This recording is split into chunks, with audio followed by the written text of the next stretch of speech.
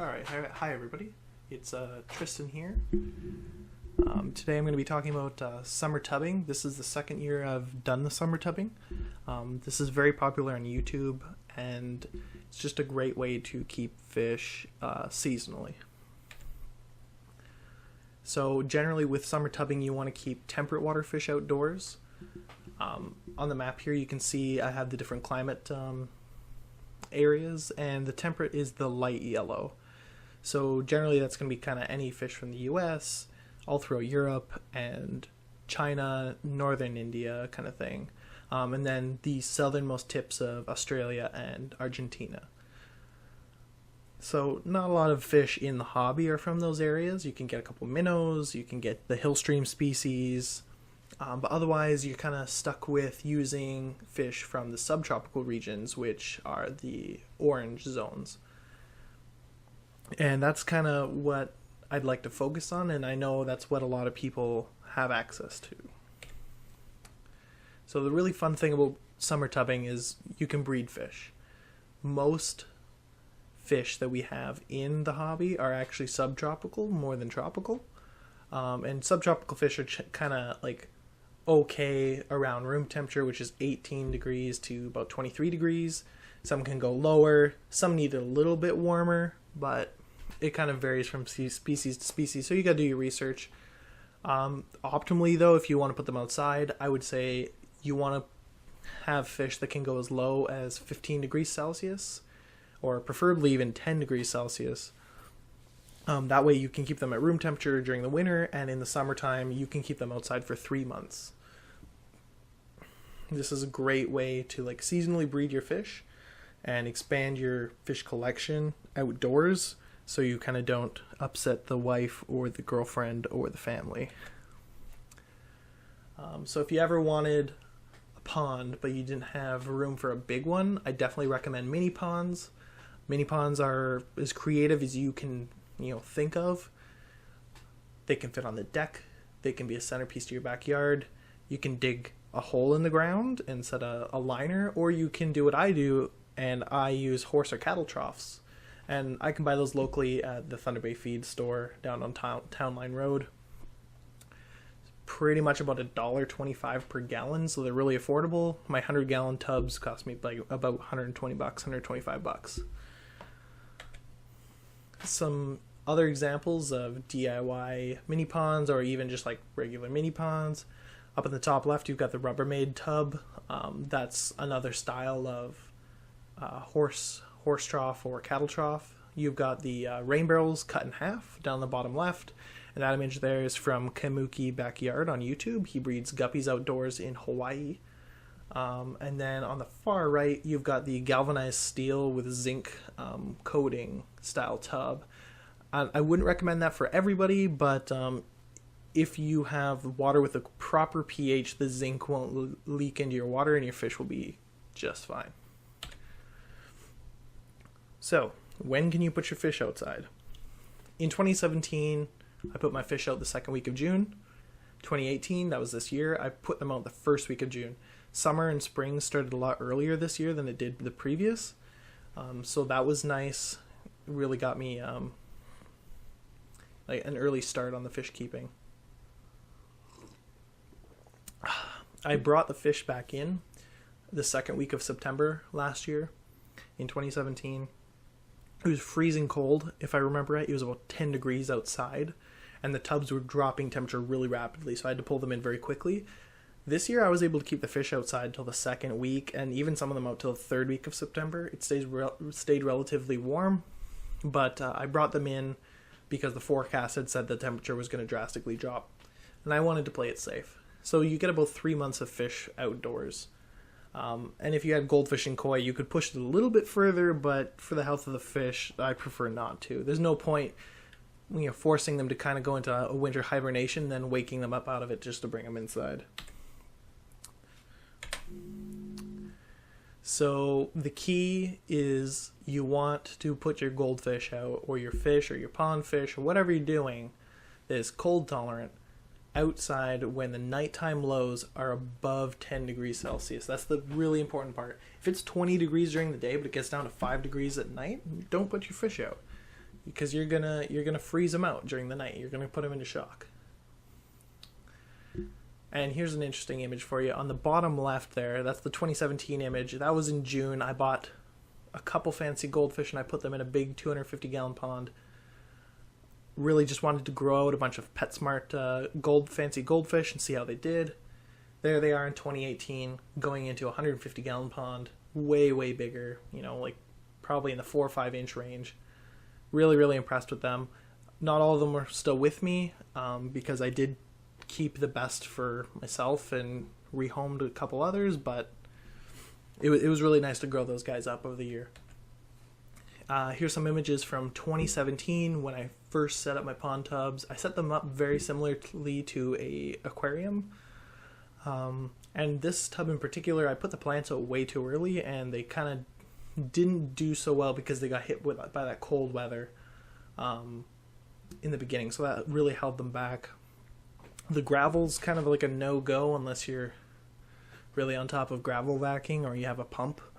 The gravel just gets really gunky, especially if you have a lot of fish in there. And I wouldn't recommend adding different species together if you plan on breeding. Last year in 2017, I put these 2 goldfish in with these minnows and the productivity wasn't very high. You can see here in 2018 I learned quite a bit. The plants are a lot greener. I did cheat a little bit. This image was taken in the first week of September, so it was still balmy and sunny and gorgeous out. Plants were doing awesome. But I definitely did learn a few things, and one of those things was lots of floating plants. Summer tubbing. So in 2017, I tested with some subtropical fish. I used Variatus platies because supposedly they can go down to 15 degrees Celsius just fine. I don't think I set them up in the optimal condition. I put them in a rain barrel. However, I was able to keep them outside from the second week of July to the last week of August. I had no deaths, and in fact, they bred outside. Some other examples of some subtropical fish would be zebra danios, rosy barbs, and paradise fish. But anything that can handle down to 15 degrees Celsius is probably going to be okay. I've seen a lot of people do mollies, but they probably don't have as many weeks that they can keep it outside. And it's just tough with our northern climate. So, I know a lot of you ask me questions about plants, and a lot of people do struggle with aquarium plants. The nice thing about ponds is you don't need to be good at growing plants to grow plants. Often, just pond plants are easy. You just throw them out there. They have sun, they have nutrients from your fish, and they do well. And it's not very expensive either. It's only costs you about $5 for a bunch of water lettuce or water hyacinth, and maybe $5 for a bag of. They're often sold as oxygenating plants, but they're really just stem plants like hornwort. And you just toss them outside, and they do really well. So here's some examples of easy pond plants. Far left, you've got some water lettuce. In the middle, you've got hornwort. Top right, you've got water hyacinth, and it's flowered. And in the bottom right, you've got a pond lily. Here's some images of my plants that I have. In the top left, I've got Elodea densa. It's technically a tropical plant, but I've found that tropical plants do just fine outdoors in our summers, as long as you keep them outside at the same time you keep your fish. I've got hornwort in the bottom left. Hornwort does really, really well in our climate during the summers. I believe what we have in the hobby is an African type of hornwort, so it doesn't really like the freezing temperatures that we get in September or in the spring either, but it will handle it. In the top right, I have my water hyacinth. I have never gotten it to flower in the last 2 years. In fact, I struggle to grow it. I don't know if it's a lack of nutrients or too much sunlight or what, but it's not the plant for me, that's for sure, and I probably won't be buying it again next year.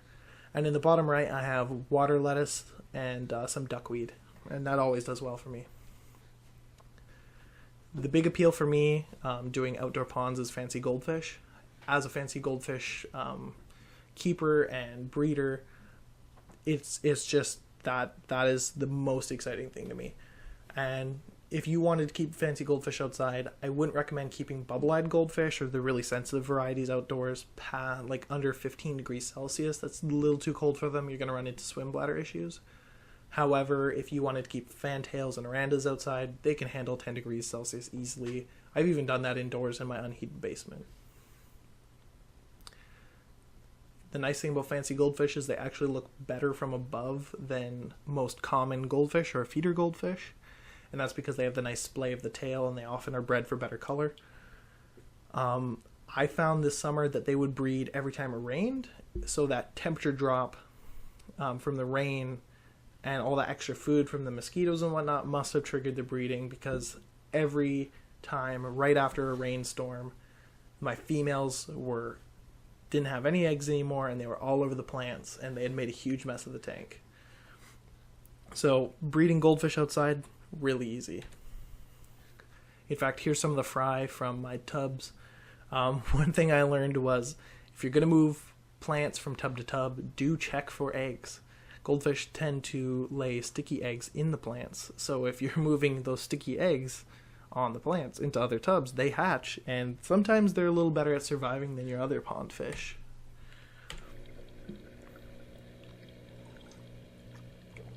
So here's just a video of my fancies outside. This is an underwater camera. I really enjoyed them. They were really interactive with me, just like they are inside. They did awesome feeding at the top. I could feed them sinking pellets. Didn't matter. They still did really well, and they looked really, really fantastic.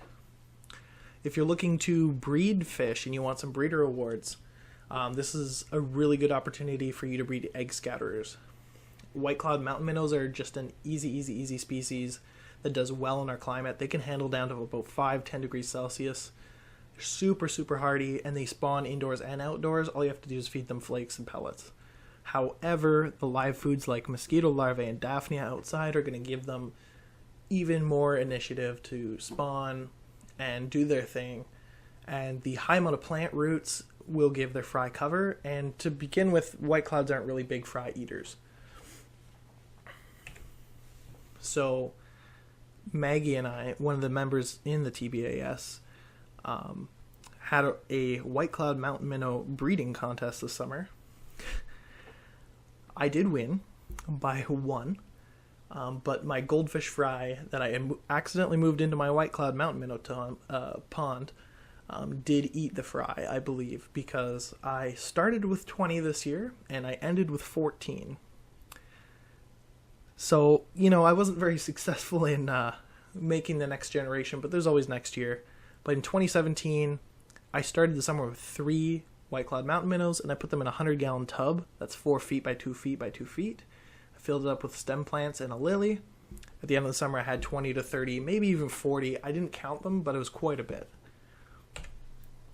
And here's a quick video of my male out in the sunlight. They have gorgeous colors with those red fins. And I really enjoy seeing them. You don't see them all too often unless you peel back the plants, but they look really good, and they're not the brightest fish, so they don't always move when you're moving the plants around.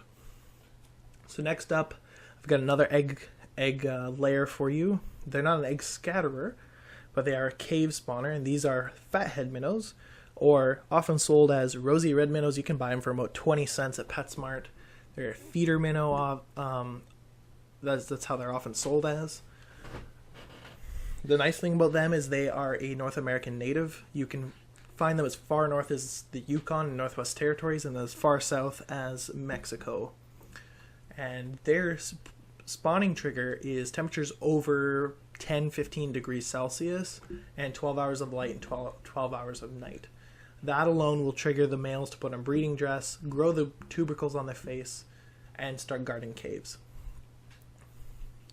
So putting these fish outside in the summertime is the perfect spawning time for them. And they do everything themselves. All you have to do is feed. The males protect the fry. They rub fungus and bacteria off the fry with the tubercles on their face. And when the male is done spawning, has watched his fry hatch, and then protects them from the free swimming to the swimming, or the wriggler to the free swimming stage, he then cleans his nest and will breed again. My males, I found they probably bred about 3 to 4 times in one summer. Just a rough estimate, just based on the different size fry. But they often breed till death. So Fathead minnows or rosy red minnows only live about 1 to 2 years, 3 to 4 if you don't let them breed. So that's another easy fish you can use for your breeding program if you'd like to kind of get the points for a Kerasin, or I believe it's a Kerasin, but it's a minnow species anyways. And here's some videos of them in my 100-gallon tub. And you can see I use cinder blocks there. The cinder blocks were used as cave structures for them to breed in, the adult males and females to kind of hide in.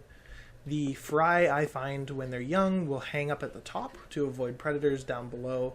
And they hang out in the weeds, you know, the roots and the other plants at the surface. And it works really well to have slate and other kind of cave structures down below with some cover up top for the fry. That was my key to success this year, and for anybody who wants to breed this species, that's what I recommend. Lots and lots of cover at the top, caves and structures on the bottom, and some kind of water movement to move the food around.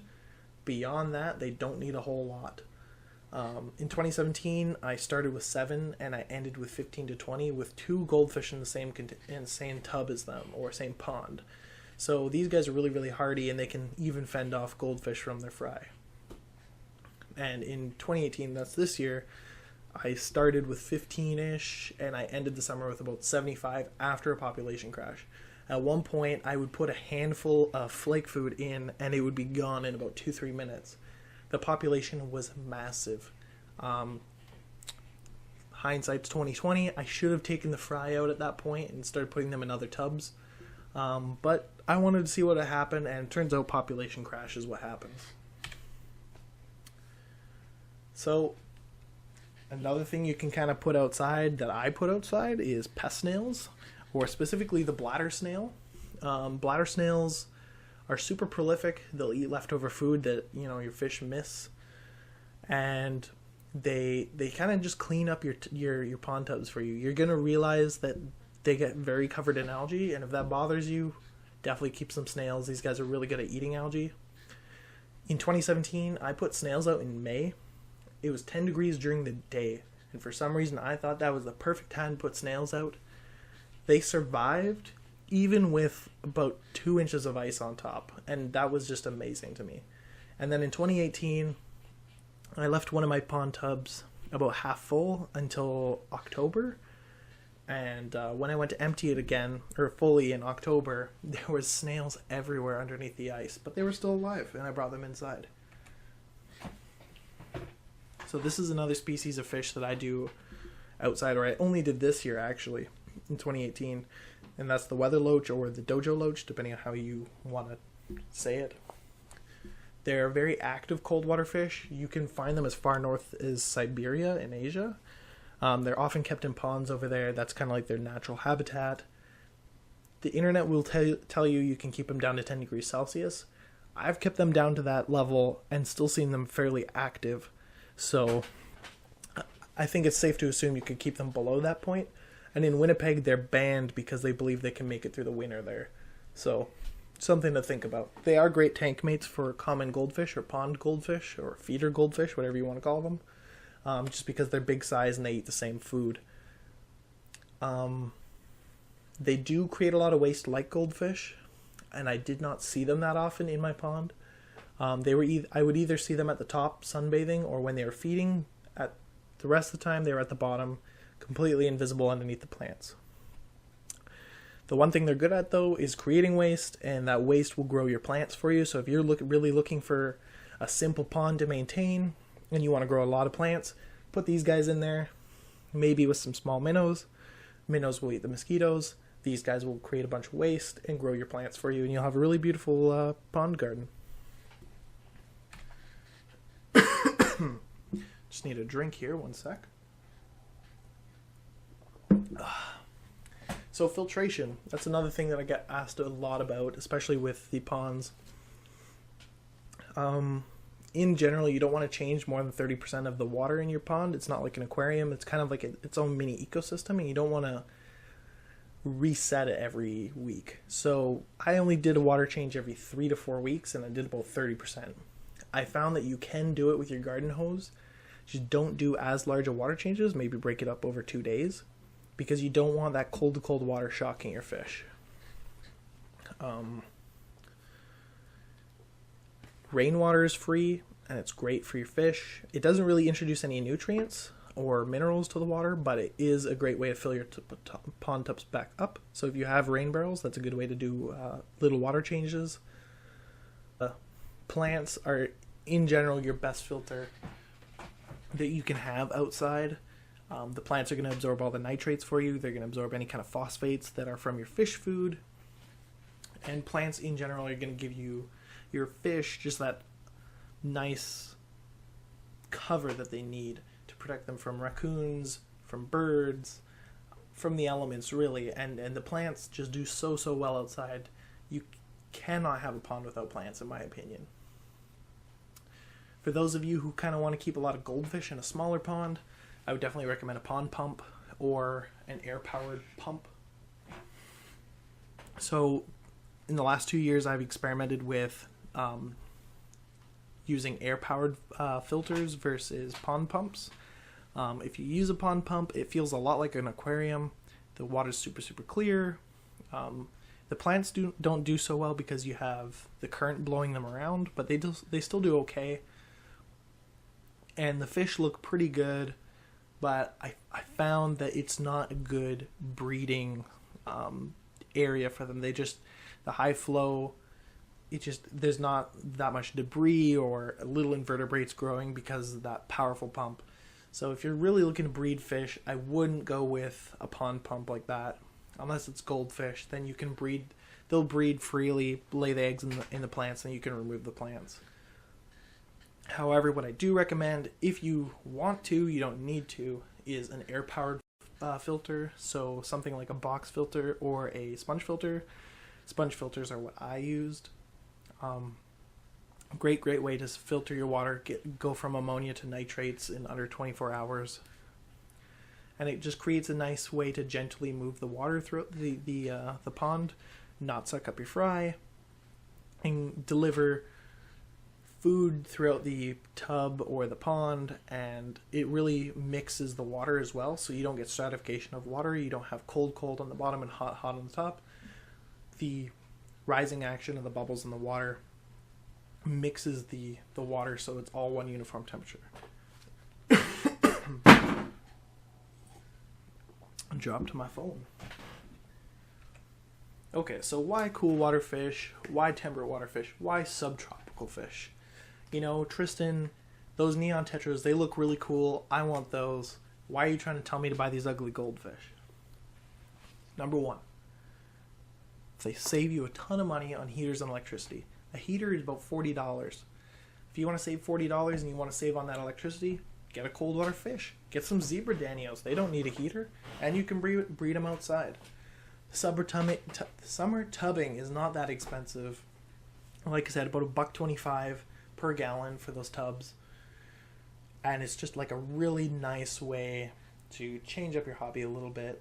You can breed fish, so harder fish to breed, like egg scatterers, so your zebra danios, your white-clawed mountain minnows, your rosy barbs, stuff like that. They're going to be really easy to breed in those large setups. So you're not cramming them into a 20-gallon, you're putting them into a 100-gallon tank, just them, with some plants. They're going to breed, and the fry will make it. And that's just such an amazing and really gives you confidence to breed other species of fish, I found.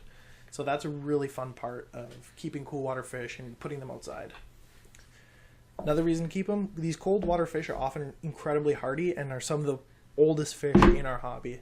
So things like paradise fish, things like zebra danios, things like goldfish, super hardy. They can handle the nitrates, they can handle temperature swings, they can handle your rookie mistakes. So even if you're a beginner, these fish are great for you to put outside, to bring inside, to do whatever you want, and they're gonna reward you for whatever you do. And they're great fish to keep.